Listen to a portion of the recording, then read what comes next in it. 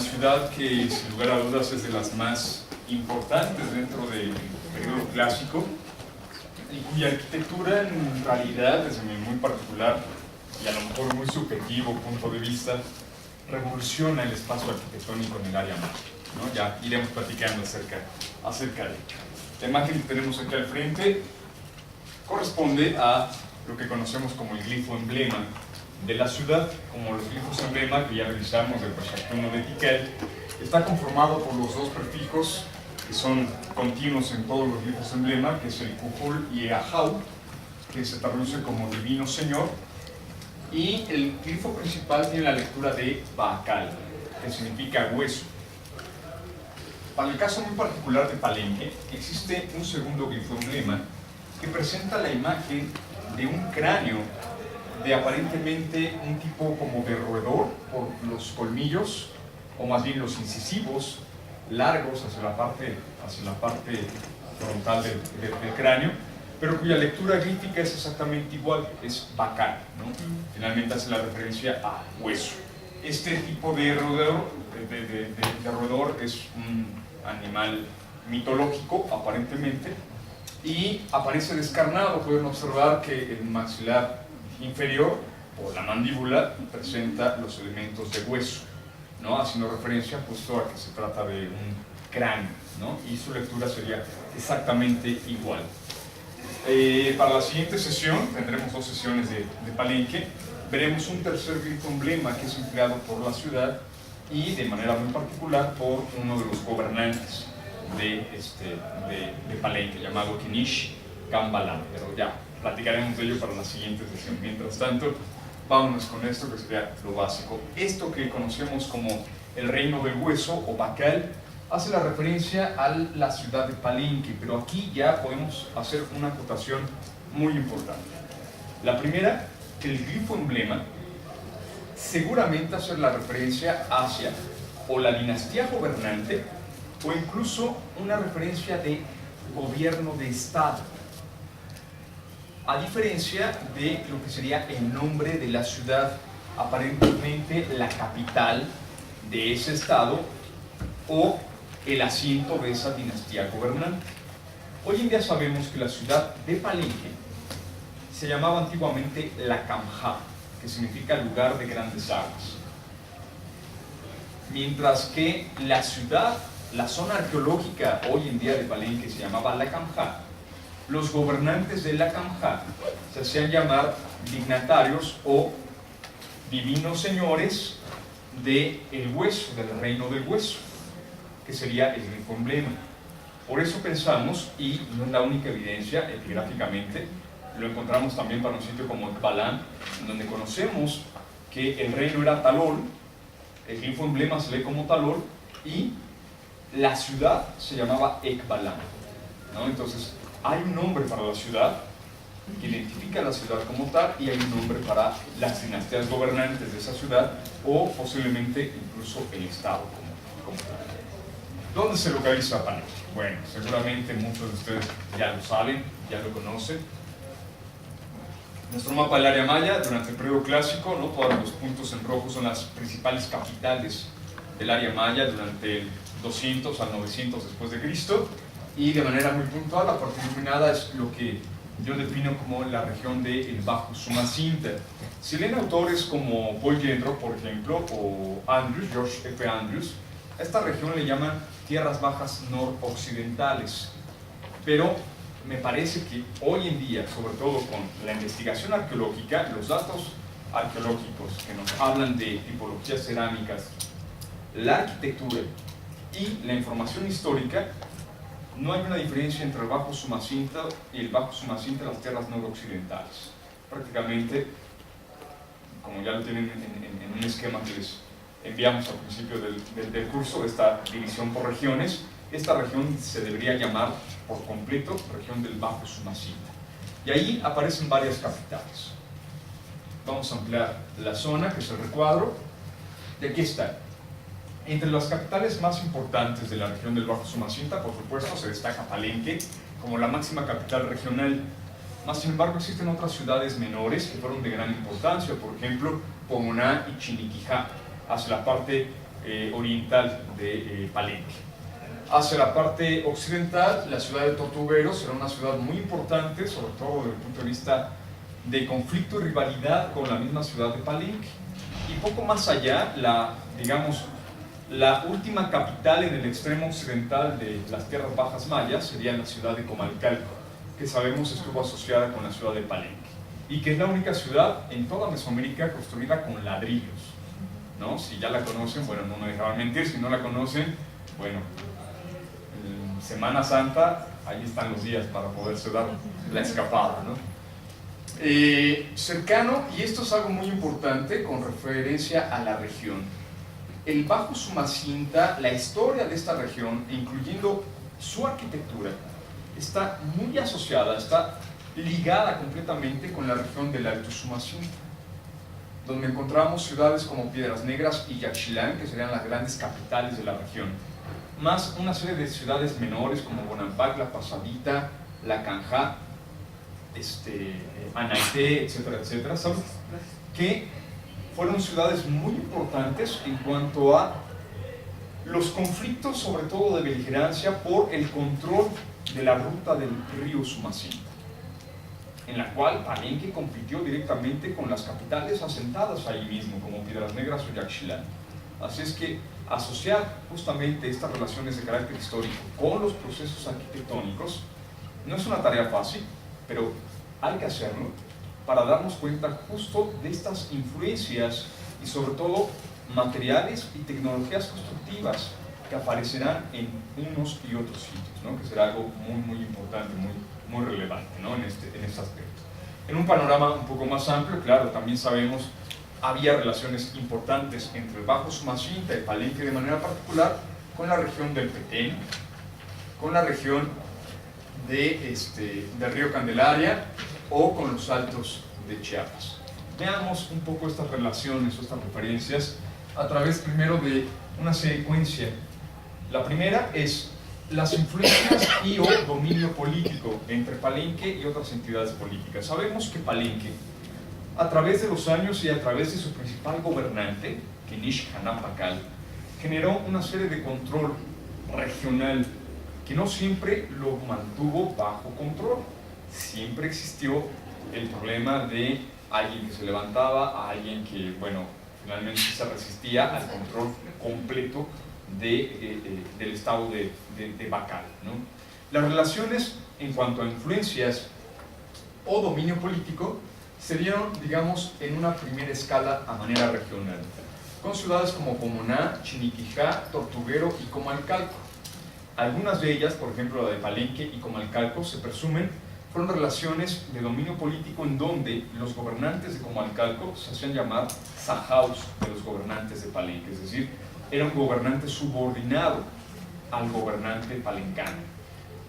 Por otro lado, por ejemplo, las influencias de carácter político aparentemente se dan entre Tortuguero y Palenque, donde en Tortuguero, como ya lo habíamos platicado, ocurrió en el caso Tikal, Dos Pilas, que aparentemente alguien perteneciente a la élite gobernante de Tikal sale de Tikal, funda con el apoyo de Calakmul la nueva dinastía en Dos Pilas y usan el mismo grifo emblema. Algo muy similar está pasando aquí. Todavía no nos queda muy claro, pero todo pareciera indicar que después de una guerra que le hace Calakmul a Palenque, parte de la dinastía gobernante se divide y una mitad regresa a Palenque y la otra mitad se va a Tortuguero, y ambas ciudades usan el mismo grifo emblema. Los gobernantes hacen llamar gobernantes de Bacal, ¿no? Por ejemplo, en ese caso. Así es que ahí hablaríamos justo de este tipo de influencia de carácter político entre una entidad y otra. La siguiente referencia es la referencia de conflictos beligerantes. Al igual que con Tikal, ¿no? Existe una referencia muy importante de conflictos de Palenque con otras entidades políticas y de las otras contra Palenque, ¿no? Que también esto será algo bien interesante, poder amarrar la información de carácter histórico de quién está haciendo la guerra a quién y quién está saliendo victorioso, ¿no? O al menos quién dice que salió victorioso, ¿no? Que también podría ser puro alarde político, ¿no? en ese aspecto. Las relaciones de guerra, la primera, claro, posiblemente la más importante, hacia la parte final de la vida de las capitales políticas del periodo clásico, sería la guerra establecida entre Palenque y Toniná. Si hablamos de que una ciudad como Tikal tuvo una némesis, y esta fue Calakmul, es decir, una ciudad tan fuerte, tan grande y poderosa que eclipsó a la ciudad o a la capital de Tikal, eso mismo estaría pasando en la relación Toniná-Palenque. Toniná, a partir más o menos del año 700 después de Cristo, fue una entidad política altamente beligerante, con muchísimos intereses de control sobre la zona del Bajo Sumacinta, y su ambición de poder de los gobernantes de Toniná no solamente llevaron al conflicto, digamos, más fuerte entre dos capitales, que sería entre Toniná y Palenque, sino que también existe el conflicto entre Toniná y la región del Alto Sumacinta. Y todo pareciera otra vez por el apoyo de ese fantasma que conocemos con el nombre de Calakmul, ¿no? Bueno, la referencia importante justamente se daría desde el punto de vista de beligerancia, entre guerras. La más importante sería la de Toniná contra Palenque, encontrando un equilibrio de fuerzas, justamente. Alguien tan poderoso como Palenque, Toniná, ¿no? Después del año 700 de la era cristiana. Pero otras guerras registradas en Palenque aparecen, por ejemplo, también hacia la zona del Alto Sumacinta. Existen referencias interesantes acerca de conflictos bélicos entre Bonampak y Palenque. Y esto será algo bien interesante, porque la siguiente referencia serían los conflictos entre Palenque y Yaxchilán. Sabemos que Bonampak siempre fue una ciudad que dependió políticamente de Yaxchilán, fue la protegida de Yaxchilán. Los gobernantes de Bonampak estuvieron asociados a los gobernantes de Yaxchilán. Y lo que está haciendo Palenque es generar conflictos bélicos con no solamente las entidades políticas menores, sino con las mayores, como en el caso de Yaxchilán. También sabemos que las ambiciones de Palenque no se quedaron solamente con la parte poniente del río Sumacinta, ¿no? Digamos la parte de Chiapas hoy en día, sino también con la parte oriental del río Sumacinta, la parte que hoy corresponde a Guatemala. Y existieron conflictos beligerantes no del todo claros entre Piedras Negras y Palenque, ¿no? Y esto, claro, nos hace una referencia también de las ambiciones que tendrían cualquiera de los dos gobiernos, ya sea Piedras Negras o Palenque, ¿no? No lo tenemos muy claro cómo fue, quién le hizo la guerra a quién y cuáles eran los intereses, pero sabemos que existió un conflicto beligerante entre ambas capitales políticas. Y en un, digamos, más corto nivel de conflictos, sabemos que existieron conflictos entre Palenque y Pomoná y otros sitios como Santa Elena, por ejemplo, que también se localiza hacia la parte oriental de la ciudad de Palenque. También sabemos que hubo conflictos entre Palenque y Tortuguero, pero estos conflictos nunca fueron de manera directa. Tortuguero nunca atacó directamente a Palenque, ni tampoco Palenque atacó directamente a Tortuguero. Todo fue a través de un intermediario, una ciudad que aparentemente estaba asociada con Palenque, a la cual continuamente Tortuguero le estuvo golpeando, le estuvo saqueando y provocando de alguna manera, aparentemente, según los epigrafistas, a los palencanos, pero los palencanos nunca respondieron a esa agresión, ¿no? en ese sentido. Y esta otra sería posiblemente el registro bélico de más larga distancia de toda el área maya, la guerra entre Calakmul y Palenque. Si se dan cuenta, la línea no salió de Palenque, la línea salió de Calakmul hacia Palenque. Al menos perfectamente bien registrado, sabemos que en el año 599 y en el año 609 existieron dos conflictos de guerra, 611, dos conflictos de guerra de Calakmul y de los gobernantes de Calakmul contra Palenque. Hoy en día se piensa que posiblemente no fue que el ejército de Calakmul saliera desde Calakmul y llegara hasta Palenque, sino que el Kushkabal de Calakmul, Kushkabal es un término que se aplica como para hacer referencia a una confederación, ¿no? significa que la dinastía de Can, que serían los gobernantes de Calakmul, tendrían muchos otros asociados formando una confederación, y que estos otros asociados, como Pomoná o Santa Elena, harían la guerra en el nombre del reino de Can, que no fue específicamente que Calakmul fuera con sus ejércitos hasta Palenque, sino que las ciudades de Pomoná y de Santa Elena, que están cercanas al río Sumacinta, serían, digamos, en realidad los ejércitos de avanzada para hacer la guerra a Palenque. Me parece que falta más información, ¿no? Más investigación, por supuesto, para amarrar estos conflictos, porque hasta la fecha los registros que aparecen en Palenque hablan de los gobernantes en turno de Calakmul, como que ellos fueron los que hicieron la guerra. Y algo que sabemos muy bien, al menos en referencia epigráfica, es que en la guerra maya los gobernantes iban al campo de batalla. No era como hoy en día, ¿no? La carne de cañón y yo me quedo aquí, ¿no? Tranquilito, y listo, ¿no? Y ya esperando apretar el botón, ¿no? En ese entonces, ¿no? Sabemos, según la epigrafía, los mismos gobernantes iban a la batalla, ¿no? Entonces, bueno, falta mucho por estudiar todavía acerca de este conflicto. El resultado de este conflicto fue, por 2 ocasiones, penetración a la ciudad de Palenque, destrucción, incendios, saqueo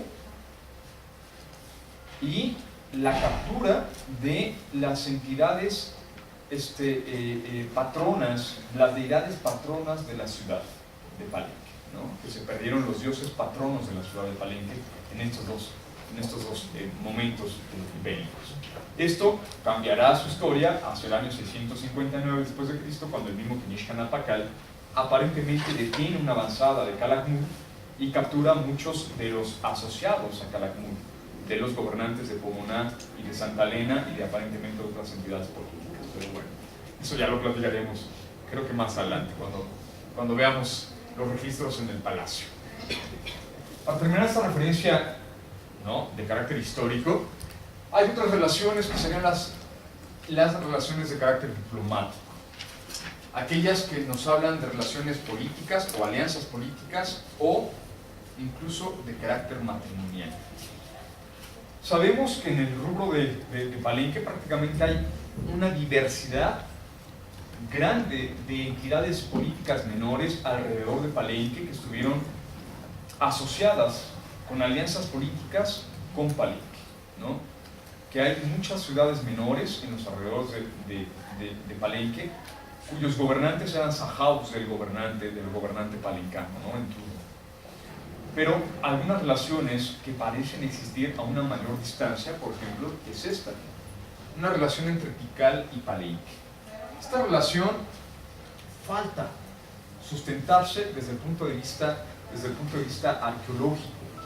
Por un momento, epigráficamente pareció existir una relación. Hoy en día se han dado nuevas interpretaciones acerca de los textos glíficos y no nos queda muy clara esta relación, e incluso si es que la hubo. Pero todo pareciera indicar que, compartiendo a un enemigo en común, ambas entidades políticas pueden haber tenido una alianza diplomática o de carácter político, ¿no? Al ser las dos enemigas de Calakmul, posiblemente de ahí se derivó una alianza de carácter político entre ambas ciudades. Pero lo que sí está perfectamente bien documentado y registrado es una alianza de carácter, claro, político a través de un matrimonio.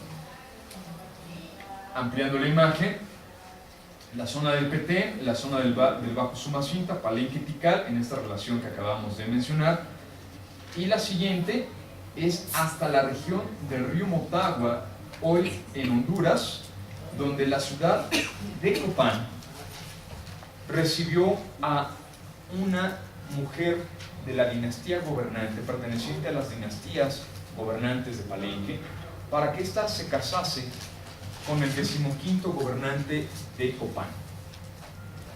El resultado de este enlace matrimonial dio al heredero del gobernante en turno, y el hijo, el 16º gobernante, llamado Yash Pasaj, es hijo de una palencana, ¿no? Y ahora sí, ¿no? Que la paternidad dicen que es un acto de fe, ¿no? Entonces, en realidad, él era un palencano más que alguien de Copán. Él seguro era un palencano, ¿no? Bueno, dejemos esto de las relaciones de carácter histórico y vayamos a la ciudad.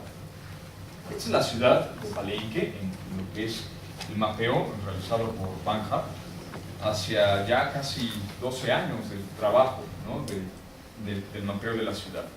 La ciudad, yo ya tengo un conflicto, yo ya no sé, porque en algunas fuentes, principalmente Banhart, menciona que la ciudad alcanza 12 kilómetros cuadrados de extensión, mientras que otros autores mencionan que la ciudad alcanza 2.2 kilómetros cuadrados de extensión. Entonces, yo ya no sé, yo ya no entiendo, ¿no? Se estiman un promedio de unos 20.000 habitantes para este momento, para el momento de mayor ocupación de la misma ciudad, y en referencia con otras entidades políticas, justamente por población, por densidad de población y extensión, se parecería mucho justamente al mismo caso que mencioné de los glifos emblema de Ekbalam, en el norte de Yucatán, que tiene 12 kilómetros cuadrados de extensión y tiene una población promedio muy similar.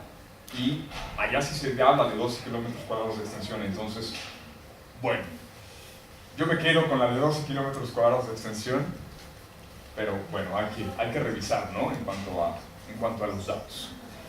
La ocupación de Palenque, sabemos, se da desde el periodo preclásico tardío. Sabemos que desde el año 200 a.C. ya había una población permanente ocupando la región que hoy es la ciudad de Palenque. La ciudad de Palenque ocupa una meseta natural en sentido oriente-poniente, en donde viene el descenso de la Sierra de Chiapas sobre una zona de montañas. Todo lo que ven en verde son líneas o curvas de nivel. La parte alta sería la parte baja de la imagen, el norte lo tenemos hacia arriba, la parte del sur es la parte alta de montaña, se genera una meseta natural en sentido oriente-poniente y después siguen las curvas de nivel bajando hasta las zonas de planicie hacia la parte del norte. Esto le dará una configuración muy especial y diferente a otras ciudades mayas como las que ya revisamos de la región del Petén, cuyo patrón de asentamiento es disperso.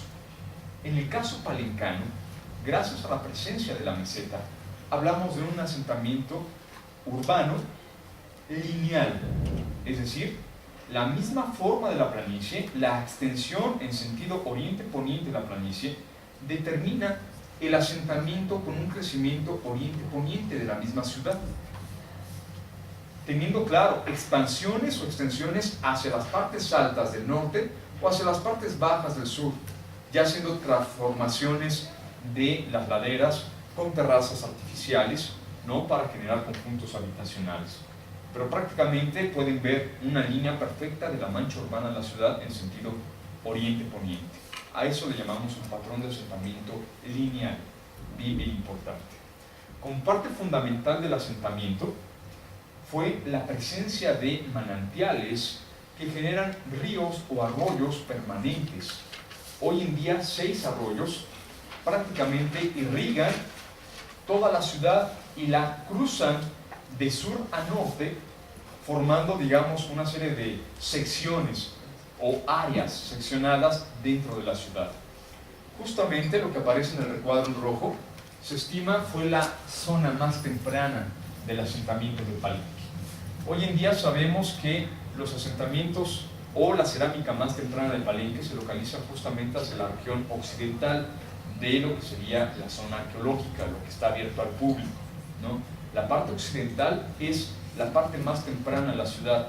Lamentablemente, claro, mucha de esta primera arquitectura fue recubierta, fue renovada con la sobreposición arquitectónica y falta muchísima excavación en Palenque, en realidad, para definir mejor cómo se fue dando el crecimiento de la ciudad y cuáles fueron los primeros edificios y cómo se fueron renovando, ¿no? en ese aspecto. Es decir, existe muchísimo trabajo para los arqueólogos y claro, para los restauradores, y espero que nos inviten a arquitectos, ¿no? Por ahí en algún momento dado. Hoy en día también se sabe que de las épocas tempranas hay en la zona del oriente al menos aparentemente 3 puntos de origen temprano, uno asociado hacia la parte del norte de lo que sería el núcleo urbano de la ciudad, la parte central, que ahorita la vamos a ver. Otro más hacia la zona del norte del grupo de las Cruces, hacia esta región, y una más de manera muy específica aquí, en lo que conocemos hoy como el edificio 20 de Palenque. Falta más investigación también, solamente sabemos que son edificaciones o que se encuentran edificaciones muy tempranas ahí, pero falta justamente asociar estos puntos tan aislados con la mancha urbana general de la ciudad. Lo que sí sabemos es que hacia más o menos el año 400 después de Cristo, en la ciudad de Palenque, la concentración constructiva y el nuevo centro de la ciudad se cambia hacia el oriente de esta mancha urbana.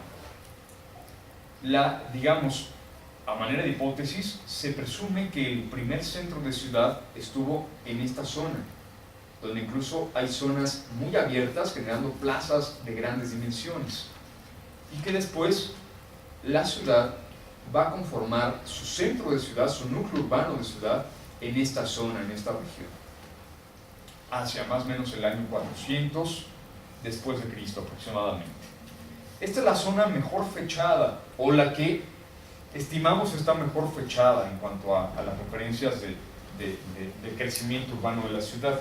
Faltaría, claro, fechar absolutamente toda la ciudad y no solamente el centro de la misma, ¿no? Es como tratar de analizar la evolución de la Ciudad de México solamente viendo el primer cuadro de la ciudad, ¿no? Entonces nos faltaría muchísima información en ese aspecto, y lo mismo que pasa con todas las zonas arqueológicas, con todas las ciudades arqueológicas tenemos el mismo problema.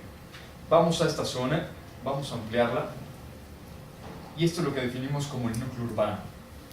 En el núcleo urbano aparentemente tenemos tres fases constructivas muy bien definidas, muy bien delimitadas. La primera, en una secuencia constructiva, la llamaríamos fase 1, que iría más o menos del 400 al año 612 después de Cristo. Esta primera fase constructiva nos habla justamente de ya un cambio del centro de la ciudad, y posiblemente estaría asociado a los primeros gobernantes de la ciudad. Pero aquí epigráficamente ocurre algo interesante. Los tres primeros gobernantes de la ciudad no se hacen llamar gobernantes de Bacal, sino de Toctán, que aparentemente fue una provincia o posiblemente fue la zona occidental de la misma ciudad, ¿no? Hasta el cuarto gobernante de Palenque, este ya recibe el título de Cucul Ajau de Bacal, y esto ya está ocurriendo por el año 500 después de Cristo. Así es que posiblemente ahí es cuando se está iniciando esta arquitectura. Sí. ¿Podrías, por favor, repetir? Los gobernantes antes del tercero eran... se llamaban... el cuarto era Pucajal y los anteriores tres eran gobernantes. Ah, no, en ningún momento mencioné los nombres de los gobernantes. No. Ajá, bueno, pero el título que se llama... Ajá.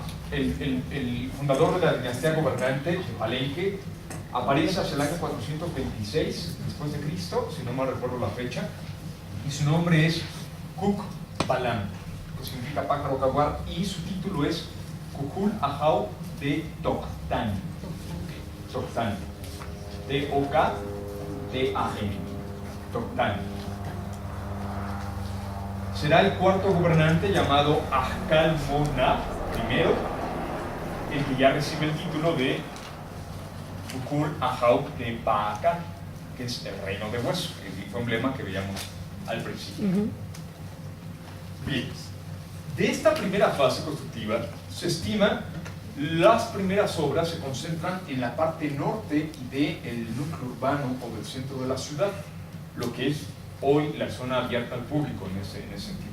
Lo que sería el grupo del norte, posiblemente algo asociado a una subestructura debajo del edificio del Conde, que no se ha identificado, no se han hecho excavaciones para identificar si hay subestructuras en el templo del Conde, y aparentemente arquitectura asociada en el área del juego de pelota, serían parte de las arquitecturas tempranas dentro de Palenque, en esta primera fase, en la fase 1. Correspondiendo a esto mismo, sabemos que el edificio del palacio tiene subestructuras que corresponden a esta fase. Y todo parece indicar que también en esta zona, al sur del Grupo de las Cruces, el edificio 18A y el edificio 20 tendrían subestructuras que podrían corresponder a esta misma fase constructiva. Es decir, no existe en realidad todavía una concentración grupal, arquitectónica, de conjuntos arquitectónicos perfectamente bien organizados a través de un plan urbano, ¿no? Ya definido, sino que existen como arquitecturas, digamos, como muy separadas. Se presume que para estas fechas, la fase 1, esta plaza vendría a ser la plaza principal de la ciudad. Habría que todavía hacer más análisis y más investigación. De la fase 1 continuamos a una llamada fase 2, que iría del año 612 al año 683 después de Cristo. Y bueno, a lo mejor hoy en día podríamos corregir esta fecha y definirla hacia el año 615, que es el momento de entronización de Kinish Hanap Pakal. Aunque sabemos que en sus primeros años de gobierno, él no renovó arquitectónicamente nada dentro de la ciudad, sino ya está alcanzando una edad madura hasta más o menos los años 50 del siglo VII, es decir, más o menos el año 650, es cuando él empieza a hacer ya renovaciones arquitectónicas importantes en la región.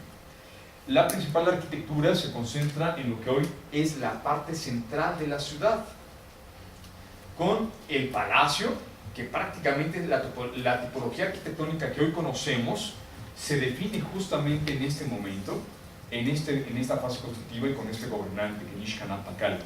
Así también, los edificios hacia la parte sur de la plaza principal o central de Palenque, que ahora será esta, y donde tendremos el edificio 12, el 12A, el 13 y el Templo de las Inscripciones. Sin lugar a dudas, el edificio más ambicioso del gobierno de Kinish Hanap Pakal. Y lo que nos quedaría en duda, porque no se ha excavado, sería el Templo 11, este gran basamento piramidal que sería el equilibrio espacial y arquitectónico en cuanto a volumetrías con el palacio del lado poniente de la gran plaza. Esto está ocurriendo en la fase 2.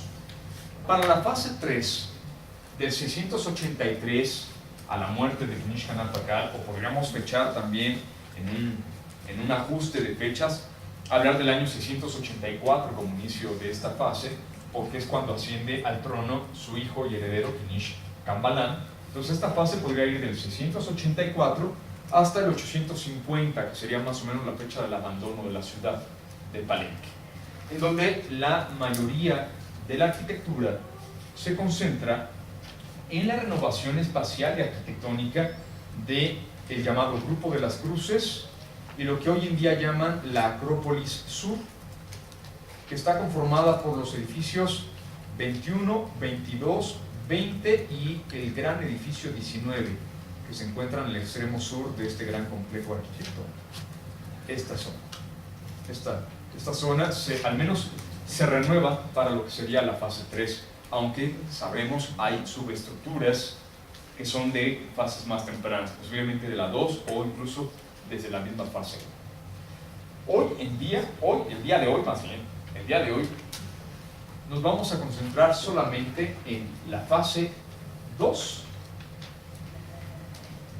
y de manera muy puntual le vamos a dedicar casi toda la sesión a este edificio, al Templo de las Inscripciones de Palenque. El Templo de las Inscripciones, sin lugar a dudas, es la obra arquitectónica más ambiciosa de Kinish Hanap Pakal. Kinish Hanap Pakal aparentemente empieza la edificación por ahí de los años 50 o 60, en realidad no la sabemos, no tenemos una fecha específica de cuándo se inicia la edificación del Templo de las Inscripciones, pero hoy en día todos los especialistas están de acuerdo en que la obra la inicia en vida Kinish Hanap Pakal y ya la concibe como su gran edificio mortuorio, como su gran mausoleo, donde van a ser depositados sus restos para la vida después de la muerte, ¿no? Esto ya es plenamente concebido en el proyecto arquitectónico. El edificio primeramente se va a ubicar espacialmente al fondo de este remate en el eje norte-sur de la gran plaza central de Palenque. Prácticamente el edificio 10 sería el equilibrio entre el Templo de las Inscripciones y el espacio vacío de la plaza, en el lado opuesto, hacia la parte del norte. Pero el edificio 10 es un edificio muy bajo y se encuentra en un nivel menor. Aquí ya hay un cambio de nivel y está en una parte, digamos, más baja, ¿no? dentro del terreno. Así es que en realidad, desde mi muy particular punto de vista, no genera un equilibrio en este sentido, ¿no? Bienvenida, hay lugares todavía por ahí. Lo importante de esta conformación arquitectónica es que el edificio, primeramente, se va a asentar apoyándose, y algo que llamamos en arquitectura, integrándose físicamente al cerro que tiene hacia la espalda. Observen las curvas de nivel y cómo las curvas de nivel están entrando en el núcleo del basamento piramidal. No sabemos cuánto es de artificial y cuánto es de natural el basamento piramidal del Templo de las Inscripciones en cuanto a extensión, en cuanto a superficie. Pero sabemos que el Templo de las Inscripciones fue un gran diseño de integración física de la arquitectura con el contexto natural, el cerro que aparece hacia la espalda. Y esto, claro, suena muy fácil, pero en realidad fue también una obra de arquitectura y de cálculo y de ingeniería, ¿no? De diseño y de construcción, bueno, monumental, que vamos a platicar.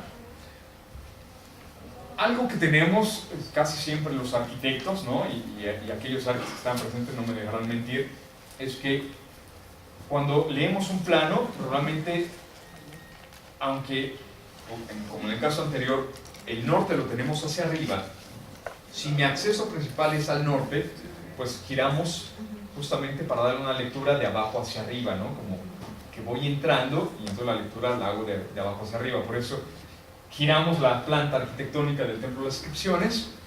El norte lo tenemos ahora hacia abajo, ¿de acuerdo? El sur hacia arriba, el cerro está arriba, la plaza estaría abajo y el acceso al Templo de las Inscripciones sería este de acá. La frontalidad del edificio, por supuesto, siempre, como en la tradición mesoamericana, es una frontalidad que está determinada por la plaza, la asociación del volumen con el espacio. Y esto ocurre en toda la arquitectura mesoamericana, no solamente en la Maya. A nivel colectivo, de arquitectura pública, de arquitectura monumental, o incluso a un nivel doméstico, en donde la fachada principal de una casa da hacia el patio del conjunto residencial. Y esta es una relación, prácticamente un binomio indisoluble del espacio arquitectónico mesoamericano. Y lo mismo está ocurriendo con el Templo de las Inscripciones. Tenemos el gran espacio delimitado por la plaza, el edificio 11 de este lado, el gran palacio de este lado, y como remate visual sobre la parte media y central de la plaza principal de Palenque, el gran remate arquitectónico, teniendo como un gran telón de fondo el espacio natural de la montaña. Que claro, eso es como lo vemos hoy en día. En origen, y no sé si lo notaron en la planta, en origen, encima del cerro también había edificaciones, también había edificios, entonces no era de, ay, qué bonito paisaje arbolado, ¿no? Que se vea en contrastante con el Templo de las Inscripciones, ¿no? En la cima del cerro también había arquitectura que seguramente era visible desde el nivel de la plaza, por acá arriba, en esta referencia. Vamos a acercarnos a una fotografía totalmente histórica, si no mal recuerdo es de Alfred Percival Maudsley, un investigador inglés que hacia finales del siglo XIX visitó Palenque y fue de los primeros, digamos ya, investigadores con un carácter científico que hizo registro arqueológico, además de un registro gráfico, de dibujos, de planos, de levantamientos, también un registro fotográfico. Y, como platicamos en el caso de Tikal, cuando veíamos la fotografía de Theo Vermaele, otro que hizo los mismos trabajos, ¿no? Prácticamente. Recordemos que en ese entonces las cámaras eran, ¿no?, unas cajas de este tamaño y no algo que se podía llevar de la mano, ¿no? Era algo muy particular. La imagen es muy interesante porque si bien el basamento piramidal no presenta claramente los cuerpos que conforman su perfil arquitectónico, sí el templo en la cima, todo esto está invadido por vegetación, como lo pueden ver. Aquí están los árboles que han talado en la propia plaza y sobre el basamento piramidal para poder obtener la fotografía. Lo interesante es observar el templo en la cima, que el templo se conserva prácticamente de pie, está intacto. Solamente se puede observar la pérdida del dintel central con el progresivo colapso del friso y claro la bóveda hacia el interior, pero prácticamente el resto superior del friso y bóveda se encuentran todavía de pie, ahí están todavía in situ. Y la pérdida del dintel del vano del extremo oriente, ¿no? Que también ya está siguiendo un progresivo colapso de lo que sería el friso y la bóveda, ¿no? Pero prácticamente el templo se encuentra en perfectas condiciones y desde ese entonces ya había perdido la crestería, ya no se alcanza a observar la crestería en la parte superior. Hoy en día lo vemos así, ¿no? Después de diferentes temporadas y diferentes proyectos de arqueología, hoy en día tenemos un basamento piramidal conformado por 9 cuerpos escalonados, en realidad 8 cuerpos escalonados más la plataforma desplante del templo en la cima y el templo propiamente dicho en el remate superior del basamento. El edificio presenta 2 secciones de escalera, una más ancha, incluso con restos o testigos de una alfarda que la delimitaba lateralmente, y una escalera en la parte media de una sección más angosta, que presumiblemente corresponde a 2 diferentes etapas constructivas del basamento piramidal. Según Alberto Ruz define que existió una primera intención de construcción del basamento piramidal con los 8 cuerpos y después este basamento piramidal se renovó sin renovar el templo en la cima, solamente el basamento piramidal. ¿Cómo se renovó? Esto que vemos aquí resultan ser grandes taludes que llegaban el primero a la altura del tercer cuerpo, había un segundo que cubría los otros 3 cuerpos y un tercer talud que cubría la superficie de los 2 cuerpos finales del basamento piramidal. Y estos son parte de los testigos de esa renovación, digamos, superficial del basamento piramidal en el templo de las inscripciones. Hoy en día, creo que no traigo una imagen, pero hoy en día esos taludes se ven en esta fachada. Están in situ y están completos y se pueden observar perfectamente bien, que fue la imagen final del basamento piramidal, es decir, la imagen final fue de un basamento con 3 cuerpos en talud y las esquinas que parecieran escalonadas y remetidas formando 8 cuerpos, ¿no? en las esquinas, al menos de la fachada frontal. La escalera más ancha corresponde a esa temporalidad de los taludes que cubrieron cada uno de ellos 3 cuerpos. Y la escalera más angosta aparentemente corresponde justo a la generación del basamento piramidal de 8 cuerpos escalonados. Pero una particularidad es que, cuando estén ahí en Palenque, ¿no? Ojalá y se acuerden de este detalle, vean el lateral de la escalera, que presenta una serie de piedras voladas a manera de clavos constructivos o arquitectónicos que aparentemente fueron colocados intencionalmente para recibir el amarre constructivo de la sobreposición arquitectónica de la segunda escalera.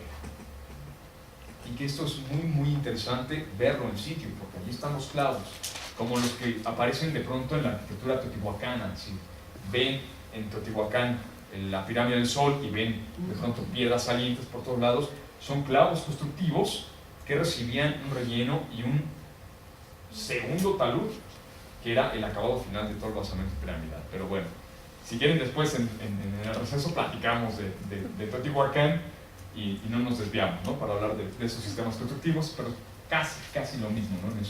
en ese principio.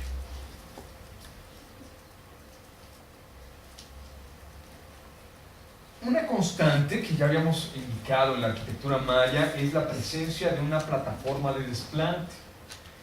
cuya función, que es un elemento de infraestructura, y cuya función es darle un soporte como cimentación a la edificación que soportará en la cima, pero también es una nivelación del terreno.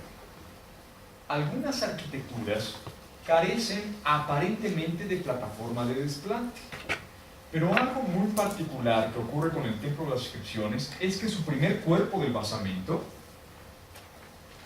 funciona a manera de plataforma de desplante.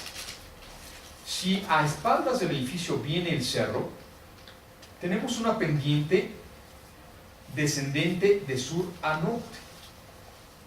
Y lo que está haciendo el primer cuerpo del basamento piramidal es generar una nivelación sobre su terraza para recibir el resto de los 7 cuerpos, más el templo en la cima, por supuesto. ¿Cómo lo hacen? Observen. La altura del basamento, del primer cuerpo del basamento es mayor en el frente que en la parte posterior.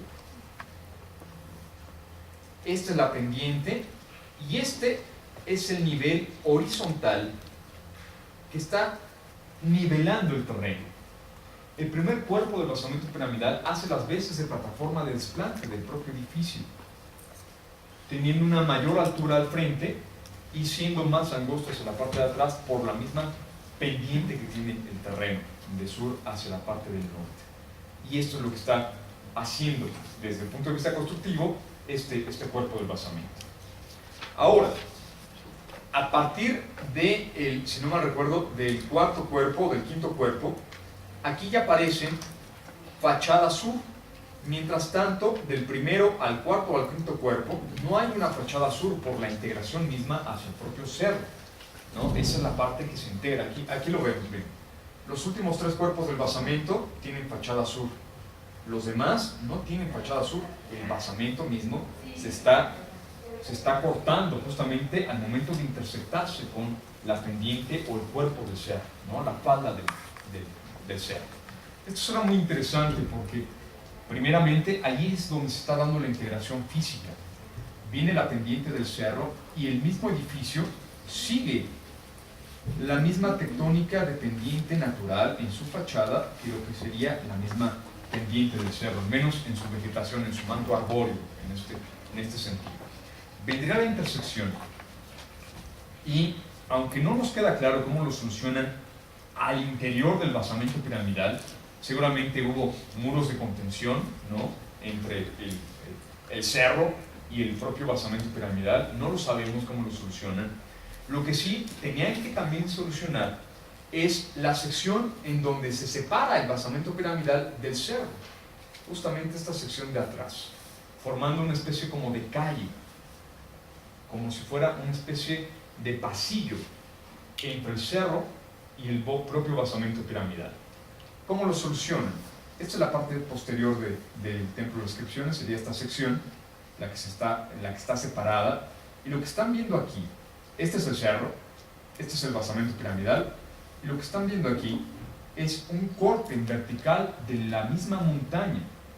Es decir, no dejaron que penetrara la montaña en este segmento, en esta parte alta del basamento piramidal, sino que la montaña es cortada para formar una sección vertical a manera de un muro, cortando la misma roca caliza de la montaña y formando un pasillo.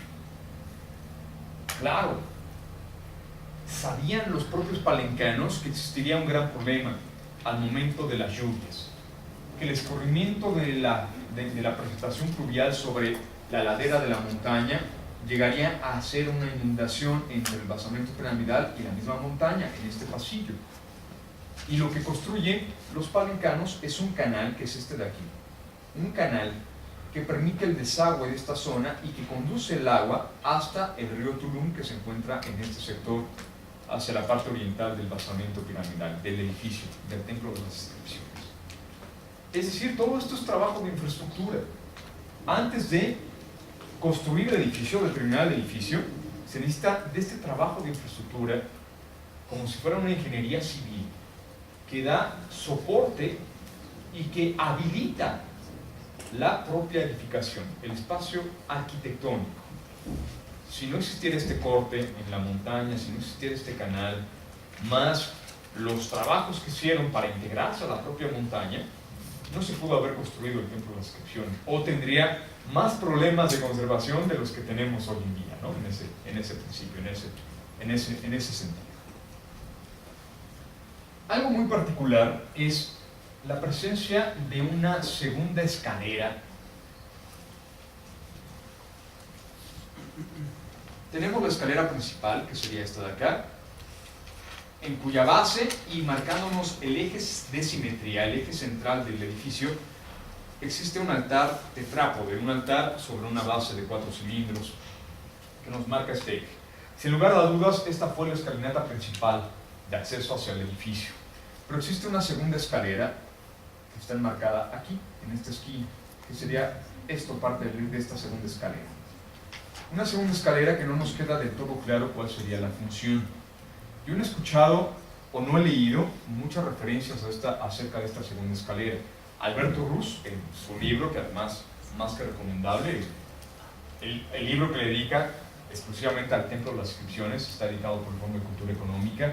En primer inicio se editó por la SEP y lamentablemente tardó 20 años en publicarlo, ¿no? Desde las excavaciones y el descubrimiento de la tumba al interior, ¿no? En el 52 hasta el 73 publicó el libro. Y desde ahí yo no he leído ninguna otra referencia acerca de la función de esta escalera. Alberto Ruz propone que la escalera es una escalera secundaria para dar mantenimiento al propio edificio.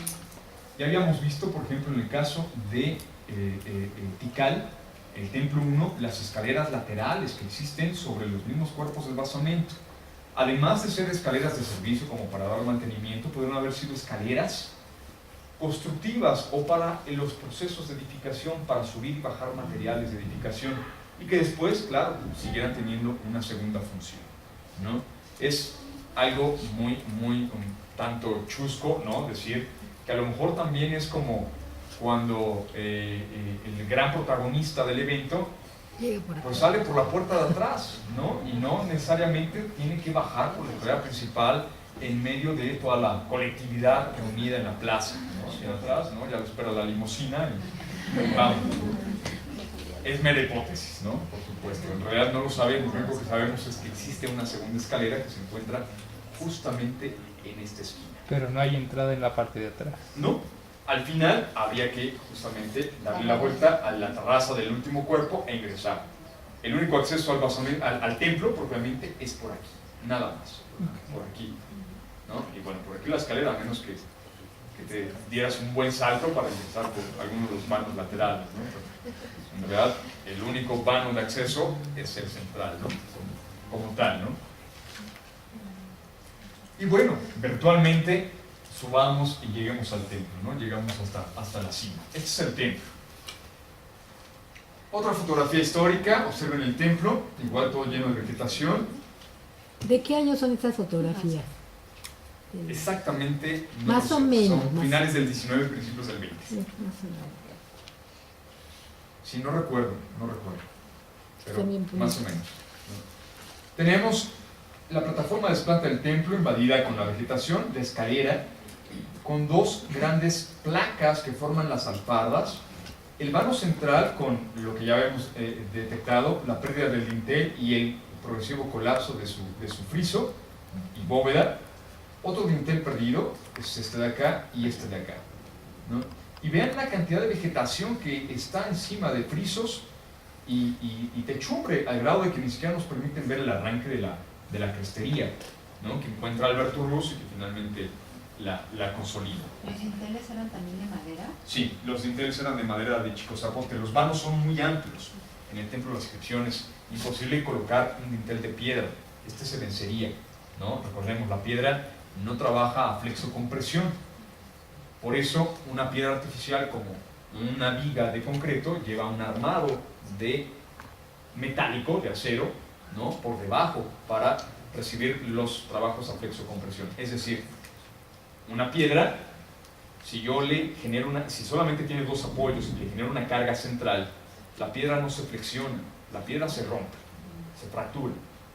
Y lo que recibe ese esfuerzo es el acero, en una losa o en una viga de concreto moderna, ¿no? Por ejemplo. ¿Para qué sí es muy buena la piedra? Para trabajos a la compresión. Si una piedra la comprimimos, no la rompemos. Si una piedra la estiramos, la rompemos, ¿no? Esa es, digamos, la gran diferencia. Y por eso vanos o claros o puertas tan amplias no son salvadas con un dintel de piedra. Son salvadas con dinteles de madera. Y sabemos, por ejemplo, Miguel Ángel Fernández, quien fue el primer arqueólogo ya por parte del Estado en llegar a Palenque e intervenirlo, encuentra y sustituye los dinteles de madera de Chico Zapote por dinteles de madera de Chico Zapote, algo que hoy en día volveríamos a hacer algunos, ¿no? Algunos votaríamos por volverlo a hacer. Después llegó Alberto Ruz y dijo, no, la panacea es el concreto armado, y sustituyó todos los dinteles de Chico Zapote que ya había puesto Miguel Ángel Fernández, y todos los dinteles del Palacio y del Templo de las Inscripciones los sustituye por dinteles de concreto armado. ¿Para qué año fueron más o menos esas intervenciones con concreto? Las de Miguel Ángel Fernández desde el 35, desde 1935 hasta 1948 más o menos. Y después Alberto Ruz empieza trabajos en Palenque en 1949 hasta 1960 y... El boom del 60 y algo, no me acuerdo. Perdón. Sí, como 69 por ahí más o menos, pero no me acuerdo cuándo terminan los trabajos. Alberto Ruz. Después sigue Jorge Acosta, ¿no? Y César Sainz haciendo trabajos en algunos otros lados, principalmente aquí en el Templo de las Inscripciones. Y ya desde entonces, pues bueno, hasta ahora que están buscando más cámaras funerarias ahí en el edificio, ¿no? Según tengo entendido. Perdón, la cantera que se utilizó para extraer la roca, ¿es del mismo cerro o viene de otro lado la roca? Es del mismo cerro, pero no de esta sección del cerro, sino de una sección al occidente, en la misma cadena montañosa, ¿no? Aparentemente, según tengo entendido, al rato que veamos otra imagen general, está identificada una cantera hacia la parte occidental y en la parte de la cima del cerro. Ahora, con lo que vamos a platicar más adelante, se presume que posiblemente en los trabajos de integración a la montaña se pudo desbastar, como el corte que veíamos hacia la parte posterior del templo, que se pudo haber también cortado el cerro en su base y obtener de ahí material de construcción para el mismo edificio. Pero es algo hipotético, porque no sabemos en realidad cómo fue ese trabajo de integración. No sabemos en cuanto al volumen, cuántos metros cuadrados del basamento piramidal son naturales y son artificiales, si hay un muro de contención, si hay un corte en el cerro, todo eso lo ignoramos, no lo sabemos. ¿No? ¿De qué? Bueno, hoy en día así encontramos el Templo de las Inscripciones, prácticamente así es como lo dejó Alberto Ruz, salvo trabajos que se han hecho de continuo mantenimiento y de restauración, que la escuela, el ENGRIM, desde los 80, si no mal recuerdo, ha estado continuamente haciendo trabajos y otros proyectos, ¿no? Claro, de intervención y de conservación. Así es como vemos hoy en día al edificio. El templo, que corona el basamento piramidal, se integra de una plataforma de desplante con una escalinata independiente, delimitada con alfardas, 5 vanos de acceso, dinteles hoy en día de concreto armado, originalmente de madera de Chico Zapote, y una serie de pilares, no pilastras, mucha bibliografía platicamos el otro día, ¿no? Mucha bibliografía le llama pilastras, ¿no? Una columna es un apoyo aislado de sección circular. Un pilar, como este, es un apoyo aislado de sección cuadrangular. Háblese recto o cuadrado, ¿no? Háblese rectangular o cuadrado, perdón. Y una pilastra es aquello como pilar que está adosado a un muro, que tiene sección cuadrangular. Eso es una pilastra. Esto está totalmente aislado, no es una pilastra, como muchos colegas lo llaman. Son pilares, estos son pilares. Una columna, si está adosada a un muro, es una columna adosada. El pilar adosado es una pilastra, ¿de acuerdo? Esa es la terminología. Estos son pilares, ¿de acuerdo? Y los pilares, 6 en total, conforman los 5 vanos de acceso, algo tradicional y común en la arquitectura maya, que ya hemos platicado, siempre vanos en número non, para que invariablemente exista uno al centro de la fachada. Y ese del centro presenta un claro más amplio o mayor con respecto a los laterales, enfatizando la importancia de ese vano central. ¿De acuerdo? Presenta a su vez una moldura media, un friso, el remate con una moldura superior y una crestería que ahora sí la alcanzamos a ver en su arranque nada más, ¿no? en su desplante. Faltaría, claro, encontrarnos el resto de la crestería en la parte superior. Hoy en día el Templo de las Inscripciones, desde el nivel de la plaza hasta su azotea, tiene más o menos 31 metros de altura, pero se presume que tendría, claro, una crestería que de menos tendría unos 4 metros más, ¿no? Entonces hablaríamos de un edificio que alcanzaría más o menos los 35 metros de altura. Nada despreciable, en realidad es un edificio de gran envergadura, claro, con una montaña atrás, no parece tan alto, pero al lado de, por ejemplo, un castillo de Chichén Itzá, el castillo de Chichén Itzá tiene 10 metros menos que este edificio, pero al centro de una gran plaza donde no compite absolutamente nada, espacialmente hablando, con el castillo de Chichén Itzá es como una especie de monumentalidad arquitectónica, cuando en realidad no es un edificio tan grande, ¿no? El castillo de Chichén es mucho más grande y bueno, una plática de café es justo eso de cuando se propone a Chichén Itzá y al castillo como una de las nuevas maravillas modernas. Nos queda a todos claro que el que organizó todo, lo único que conoció fue Chichén Itzá llegando a Cancún, viendo su cultura Chichén y se regresó. Porque hay edificios en el área maya, como este, que al castillo le hacen así, ¿no? Claro, el castillo tiene su mérito, por supuesto, a mí me encanta Chichén, ¿no? Por supuesto, pero se nota que no conocía más de la arquitectura maya este señor que propuso el castillo. Bueno, regresemos a Palenque, ¿no? Veamos detalles. Al interior, el Templo de las Inscripciones, como casi toda la arquitectura palencana, está conformado de dos crujías paralelas. Llamamos crujía a dos salones longitudinales que tienen el mismo sistema de cubierta, es decir, existe una bóveda en saledizo que de aquí a acá cubre toda la superficie de esta crujía. Lo mismo ocurre de aquí a acá. Hay una bóveda en saledizo que va desde el muro oriente hasta el muro poniente. Los muros divisorios de la crujía posterior dividen a esta en 3 cámaras o habitaciones.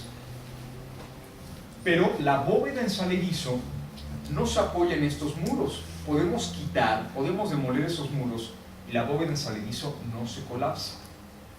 Son simplemente divisorios. Es como hoy meterle a una estructura de oficinas muros divisorios de tabla roca.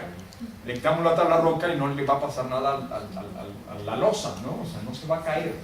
Lo mismo está pasando en el Templo de las Inscripciones. No hay un amarre constructivo entre estos muros y la bóveda. La bóveda va corrida.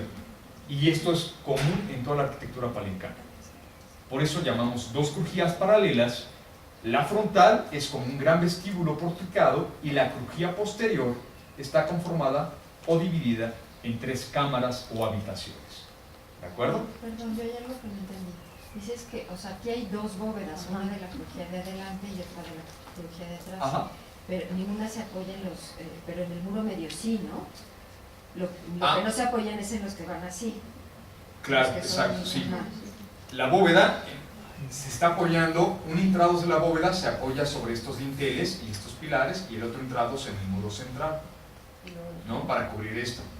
De la otra bóveda, un intrados se apoya en el muro posterior y el otro intrados se apoya también en el muro central. Sí. Ahorita, de hecho, en la siguiente imagen lo vamos a ver desde el interior, bueno, en algunas imágenes más adelante. ¿Vamos bien? ¿Sí? Ok.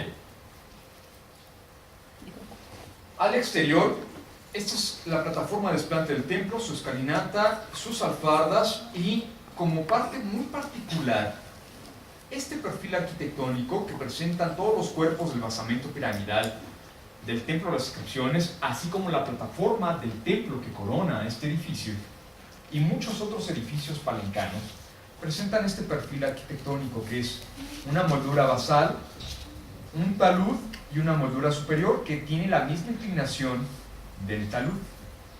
Talud de doble moldura sería el perfil arquitectónico casi característico de la arquitectura palencana. Así como hablamos del talud en delantal para la arquitectura del Petén, el talud de doble moldura sería el perfil arquitectónico característico de Palenque, no del Bajo Sumacinta, porque tampoco no es algo totalmente difundido, sería casi exclusivo de Palenque. Aunque también habrá otras regiones, ya lo veremos cuando revisemos en el módulo 2, hasta el módulo 2, ¿no? Revisemos arquitectura del Río Bec, encontraremos un perfil arquitectónico muy similar a este, ¿no? Pero este podría ser, digamos, el que en realidad define la arquitectura o identifica culturalmente a los palencanos a través de su propia formación arquitectónica, ¿de acuerdo? Este sería el perfil. La manufactura de toda la arquitectura, claro, roca caliza, y aquí hay que hacer un comentario puntual. La mejor roca caliza de toda el área maya es la roca caliza de Palenque.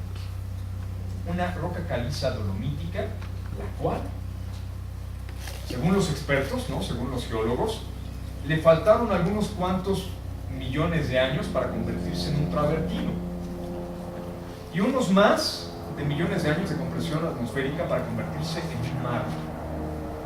Esos son los procesos. Y esta roca caliza de Palenque es tan compacta, tan poco porosa y tan dura que se asemeja muchísimo a ya un travertino, que es el primer paso para un mar.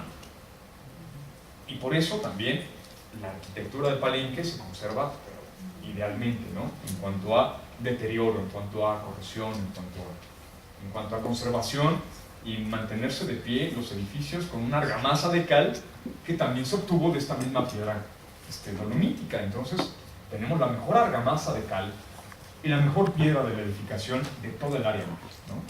Entonces, bueno, ya hubiera sido el colmo que no le hubieran aprovechado los palencanos, ¿no? Y que no hubieran hecho cosas como esta, como el templo de las inscripciones.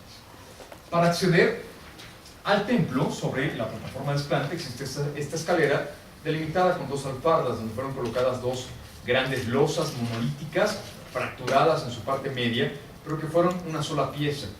No se alcanza a notar muy bien, pero existen dos relieves de cautivos que están hincados sobre estas piezas y que aparentemente representan cautivos de entidades políticas cercanas y presumiblemente asociadas a Calakmul.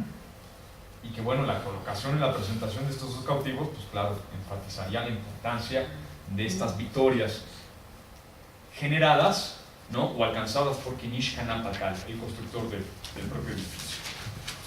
Una vez que salvamos, detalle, a diferencia de esta escalera, de la escalera que nos conduce hacia la cima del basamento piramidal, esta escalera es una escalera de mampostería, es decir, con bloques de piedra fueron armando la propia escalera, ¿no? Huellas y peraltes.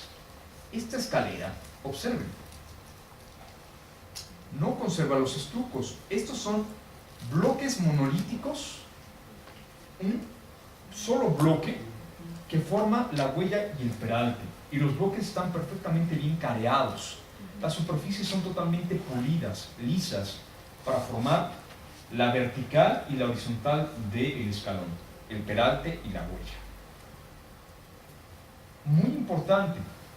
Primero, significa que los constructores tuvieron que obtener estos grandes bloques de una cantera, pulirlos, trabajarlos y subirlos hasta más o menos 20 y tantos metros, como 25 metros de altura, para llegar a colocarlos aquí a pie de obra y después construir la propia escalera. Algo particular es que al final todo estuvo estucado, y estucado nadie se iba a dar cuenta de que esta era una escalera conformada por bloques monolíticos y la otra era una escalera de mampostería. Se verían al final exactamente igual, el acabado final fue el mismo, pero los materiales de construcción y los acabados definen la importancia del edificio. A mayor importancia, mejores acabados y mejores materiales de edificación. Eso es algo básico en la arquitectura. Y es la importancia que le están dando a esta escalera, que es la del acceso hacia el templo en sí. Justamente esa es la diferencia con la escalera de todo el edificio a la escalera que te permite ya el acceso hacia el templo. Finalmente, el acceso hacia el templo lo haríamos por el vano central, que es al que da directamente la escalera, y los otros vanos no son para acceder, son como para generar iluminación y ventilación, y posiblemente para en algún momento dado estar al centro de cada uno de los vanos como una referencia escenográfica del propio edificio, de la arquitectura enmarcando la escena social.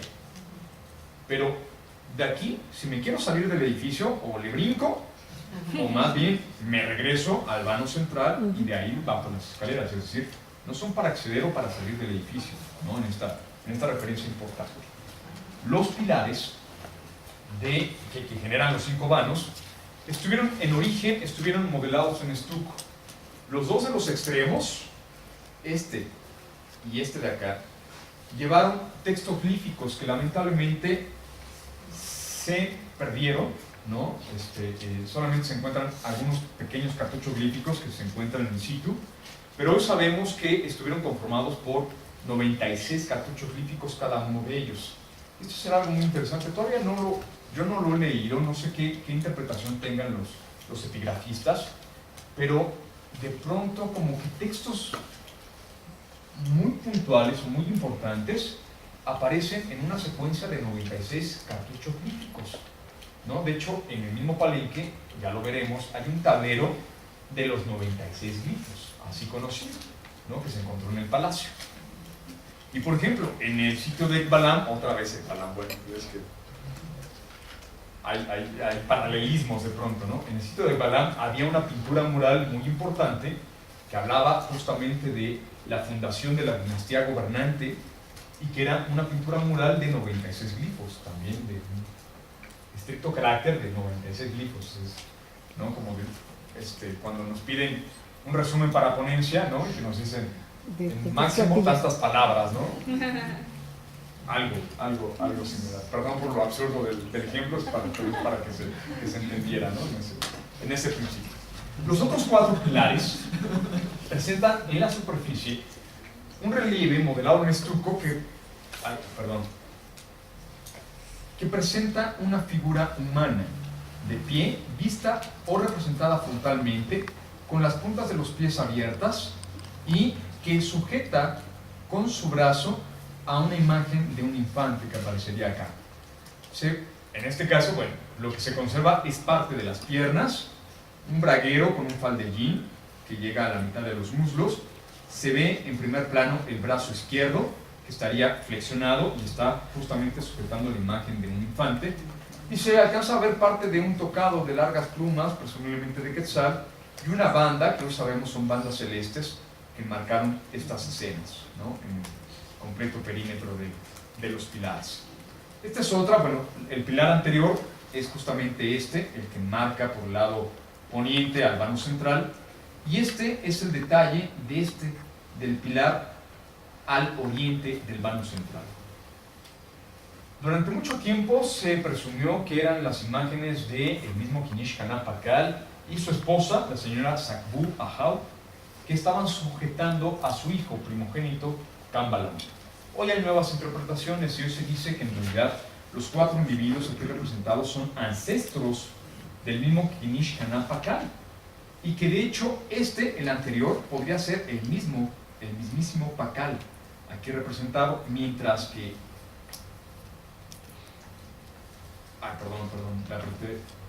mientras que que es un personaje femenino, así identificado por la falda larga, podría tratarse de la bisabuela de Pakal, una señora llamada Yol Ignal, que fue gobernante de Palenque en el año 583 después de Cristo, y que fue una mujer con el título de Kukulahau, de divina señora del reino de Pakal, ¿no? Y que posiblemente fuera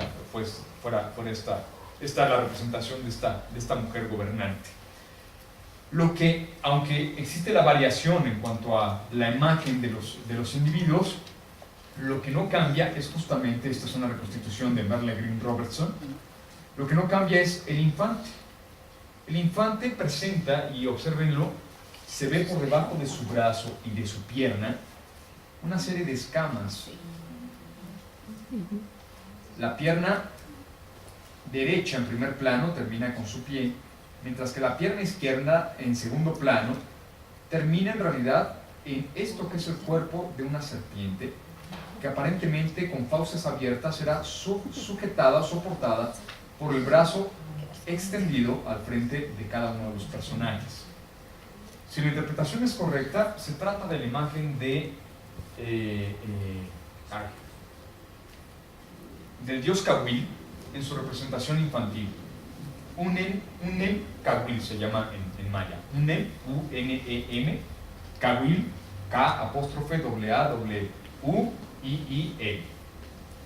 El dios Kawil es una deidad asociada con las dinastías gobernantes de toda el área maya y de manera muy particular se ha identificado como uno de los dioses patronos de la ciudad de Palenque.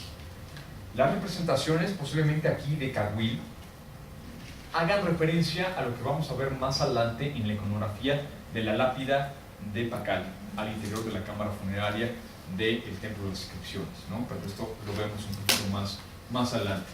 Algo que no hay que dejar acotar es, primeramente, la presencia de una llamada banda celeste. Se llama así porque tiene algunos elementos que simbólicos, glíficos simbólicos, que representan, por ejemplo, a la luna, o este que representa aparentemente a Akbal y este que se representa al cielo. Estas bandas celestes son muy comunes también en la iconografía maya y muy particulares en la iconografía también palencana. Una completa la vamos a ver más adelante en la iconografía de la lápida, igual de Pacal. Lo otro, antes de cambiar la imagen, lo otro que vale la pena acotar es que durante mucho tiempo en la iconografía maya, cuando veíamos a un individuo que, si no teníamos otro elemento para identificar su sexo, era a través de su indumentaria, de su vestimenta, y que pensábamos que el uso de faldas largas era exclusivo de mujeres. Hoy en día sabemos que muchos gobernantes mayas, en una fiesta o celebración ritual específica, también vestían falda larga, también vestían faldas largas. Lo vamos a ver en la última sesión de este módulo cuando revisemos a Copán, ¿no? Donde los gobernantes de Copán traen faldas largas, ¿no? Y no es nada de que rarito, es parte de la propia indumentaria para actividades rituales específicas. Al no existir nada complementario, sobre todo en el dorso, que nos identifique a este personaje como femenino, lo único que hacemos es identificarlo a través del atributo de la falda larga, pero podría tratarse también de un personaje masculino, ¿no? en este principio. Porque además, si la reconstitución es correcta, no está llevando ningún tipo de capa sobre el pecho, que sí es muy común, al menos en la iconografía palencana, que las mujeres llevan una capa sobre el pecho, cubriéndose el seno, cosa que no presenta este individuo. Entonces, bueno, podría no tratarse de una mujer, sino de un personaje masculino.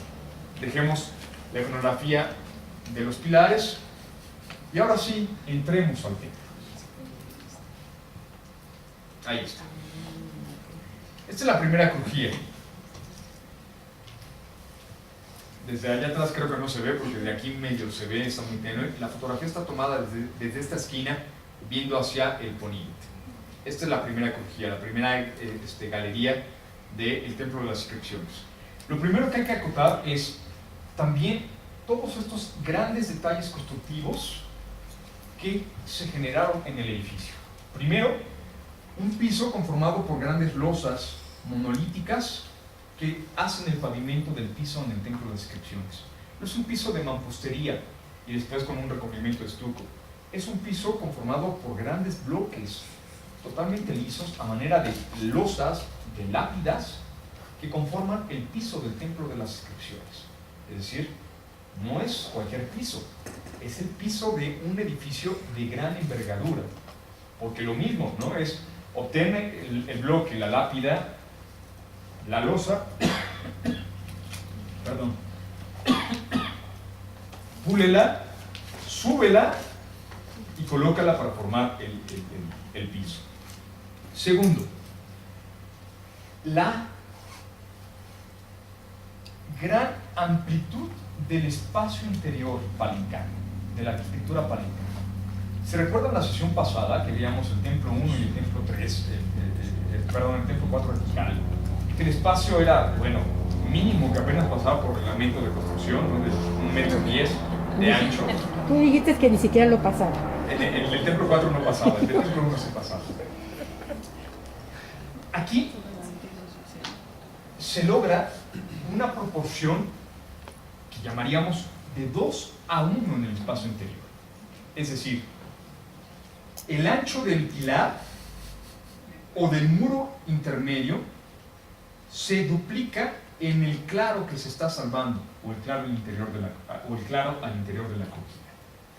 Tenemos 2 metros con 6 centímetros del muro a los pilares, y los pilares miden por ahí de 1,10 m, 1,13 m. Es decir, tenemos más espacio interior. Y además con pilares, bueno, es un espacio totalmente desahogado, abierto, iluminado. La proporción no solamente se logra a nivel de planta, se logra también a nivel espacial, volumétrico, tridimensional, es decir, en alturas.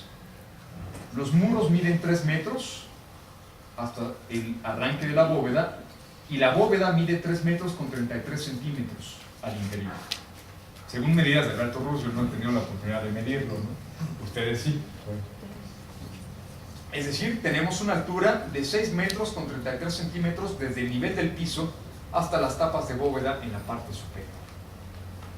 Y eso, con ese espacio, es en realidad una de las máximas revoluciones espaciales en la arquitectura maya.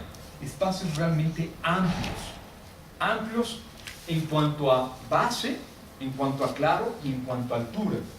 Y esto es lo que se está ganando en la arquitectura palincana, algo no antes generado en la región, en Palenque propiamente, y en la región del Bajo y el Alto Sumacinta, de hecho. No hay arquitectura tan amplia como la palincana. Y algo que yo siempre digo, y no la hubo, salvo por la arquitectura del PUC. Solo los arquitectos de la región del PUC, y en edificios muy específicos, lograron competir en cuanto a amplitud de alturas y de anchos con los espacios palencanos. Fuera de esto, yo no conozco, claro, tampoco no conozco toda el área maya, todas las ciudades del área maya, pero yo no conozco una arquitectura que compita en cuanto al espacio construido, al espacio cubierto con el espacio palencano, salvo la arquitectura PUC, ¿no? Prácticamente es una panacea de la arquitectura lo que están haciendo los palencanos, y lo están haciendo en este edificio. Ya veremos el palacio, ¿no? Para la siguiente sesión, que bueno, es fenomenal en cuanto al espacio, el espacio cubierto y construido. Otra particularidad es esta. Cuando existe el paso de una crujía a otra, los palencanos no lo resuelven de la manera tradicional, como si fuera el acceso desde el exterior hacia el interior, con dinteles.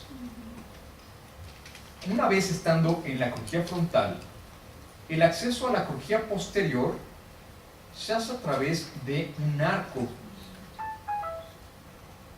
De un arco ensaledizo, de un arco voladizo, de un arco escalonado o corbelado, como le gusten llamar, ¿no? O un arco maya, para acabar pronto, ¿no? ¿Qué es lo que están haciendo los palencanos? Primero, se están evitando aquí la presencia de un dintel, ¿no?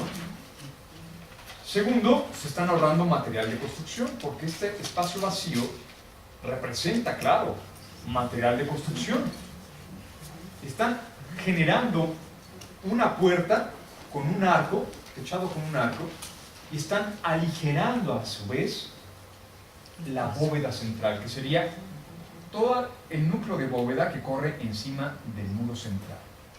Todo esto se lo están ahorrando al menos en los 3 vanos de acceso, que no son del mismo tamaño. Esto también hay que indicarlo, yo no traigo imágenes.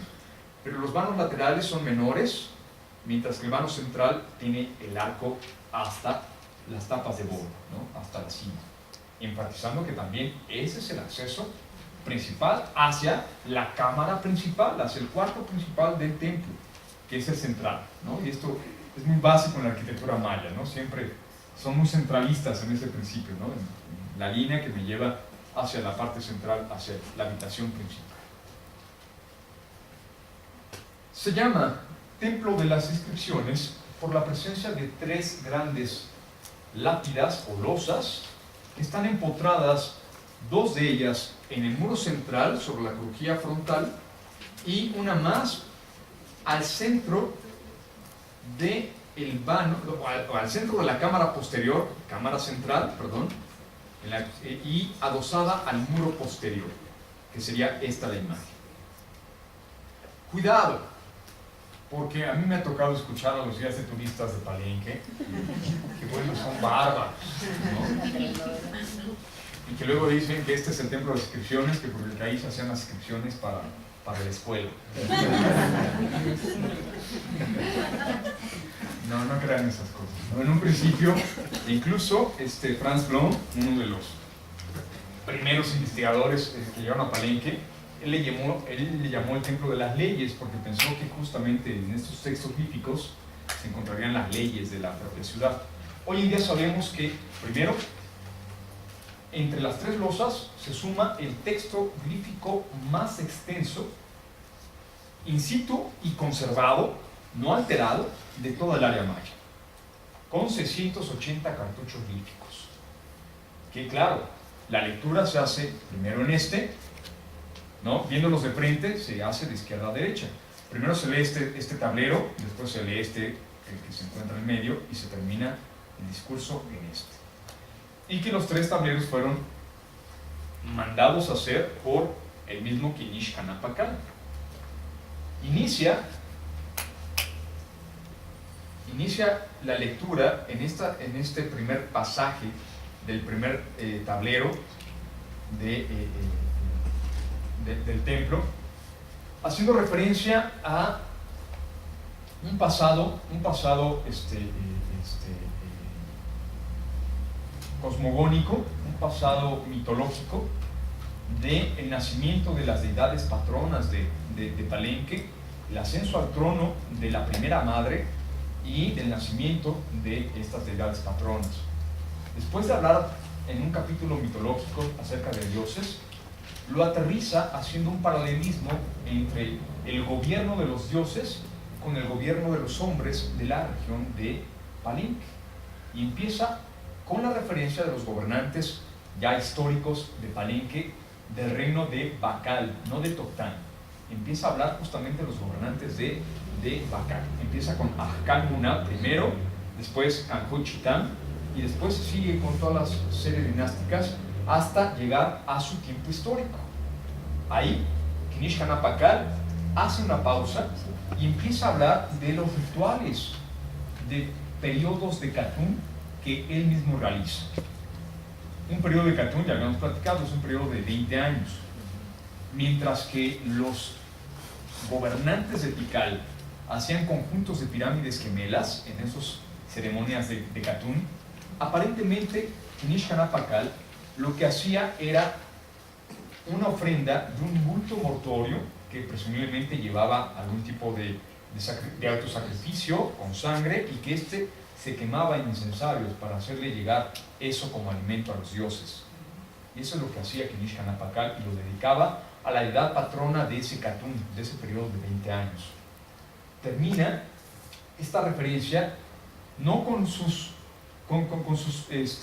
ceremonias de Catún, sino indicando las próximas ceremonias de Catún, cuáles son los rituales que se tienen que llevar a cabo, de sus sucesores, de sus descendientes. Y algo muy particular que es bien sabido, existe algo de carácter profético en muchos textos mayas. Por ejemplo, los libros del Chilam Balam, libros del momento del contacto y de la península de Yucatán, son libros proféticos que hablan justamente de los acontecimientos en cada periodo de Catún. Es decir, los mayas pensaban que todo era cíclico, que los tiempos eran cíclicos.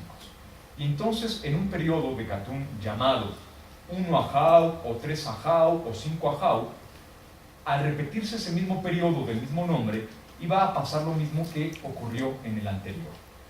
Es decir, si yo tengo un registro histórico en donde en un periodo 1 Ajau hubo sequías, en ese nuevo periodo 1 Ajau, el tiempo cíclico me iba a traer nuevamente sequías. Y lo que tenían que hacer los gobernantes eran todos los rituales necesarios para evitar esa sequía. Y eso es algo que está diciendo Kinish Hanapakal en este texto, en donde termina diciendo que las ceremonias que tienen que hacer para un cierre de Catún, que se va a llevar a cabo por ahí del año 2600 y tantos, ¿no?, es tal tipo de ceremonia. Y al final se registra, en esta sección, la muerte de Kinish Hanapakal y la entronización de su primogénito y heredero, Kambalam, Kinish Kambalam. Es lo último que se menciona en este texto. Parte del texto también habla de la guerra contra Calakmul, después de la victoria que él logró sobre Calakmul y la captura de algunos gobernantes importantes de Santa Elena y Pomona, ¿no?, hoy en la actualidad. En genérico, eso es lo que habla los tres tableros del templo de las inscripciones. Pero algo más interesante todavía es aquí esta parte de lo que serían los cartuchos glíficos. Y algo aún más interesante sería la relación que guarda este tablero central con el cuarto central en la crujía posterior del edificio. Observen, este es el tablero adosado al muro, y al igual que en la crujía frontal, la crujía posterior también lleva un piso de grandes losas, ¿no?, perfectamente bien pulidas para formar lo que sería la superficie del piso. De manera muy puntual, bueno, observen, este es el tablero, este es el tablero, y observen las losas del piso. Observen esta, muy puntual, muy particular, esta de acá. Alberto Ruz, cuando empezó las excavaciones en Palenque, hacia 1949, él llegó con el texto de Franz Blom, un libro llamado Tribus y Templos, donde Franz Blom ya hacía referencia a una peculiaridad, que había visto en el piso del templo una gran losa que presentaba pares de perforaciones circulares que llevaban tapones. Así es que con esta información llegó Alberto Ruz a el Templo de las Inscripciones. Por ahí cuenta la leyenda que se equivocó, que primero fue al Templo de la Cruz, y que después le dijeron, no, esa losa está en el otro edificio, ¿no? Y ya llegó al Templo de las Inscripciones. Bueno, eso es mero chisme, ¿no? Finalmente llegó, encontró la losa y se dio cuenta de dos cosas. Primero, claro, lo que ya describía Franz Blom, que había 6 pares de perforaciones circulares que llevaban tapones cilíndricos que ensamblan a la perfección en esas cavidades, y que cada uno de los tapones presentan 2 perforaciones que permiten pasar un cordel y levantar el tapón, o agarrarlo con las puntas de los dedos y levantarlo. Pero la segunda particularidad que notó Alberto Ruz es que en esta sección la losa tenía junta fría con el muro, y el muro se prolongaba por debajo de la losa, es decir, que no el muro se desplantaba encima de la losa, sino que más bien el muro proseguía por debajo y la losa se enrazaba con el muro. Esto inmediatamente le dio la pista de que el muro entonces continúa hacia abajo.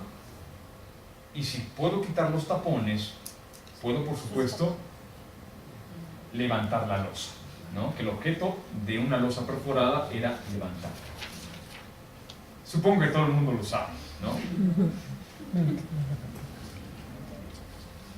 Lo que hizo Alberto Ruz fue levantar la losa y encontró una escalera interior que conduce por todo el núcleo del basamento piramidal hasta más allá de su base, a una cámara funeraria.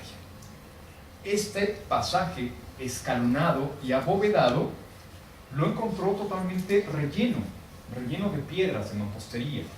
Le llevó a Alberto Ruz 4 temporadas de campo, 3 años, de 1949 a 1952, para finalmente desasolvar todo este pasaje interior y llegar hasta la base del edificio. ¿Esas piedras estaban puestas así de manera intencional? Sí, ¿Sí? sí. Y es hora del receso. ¡Ay! ¿La podemos decir?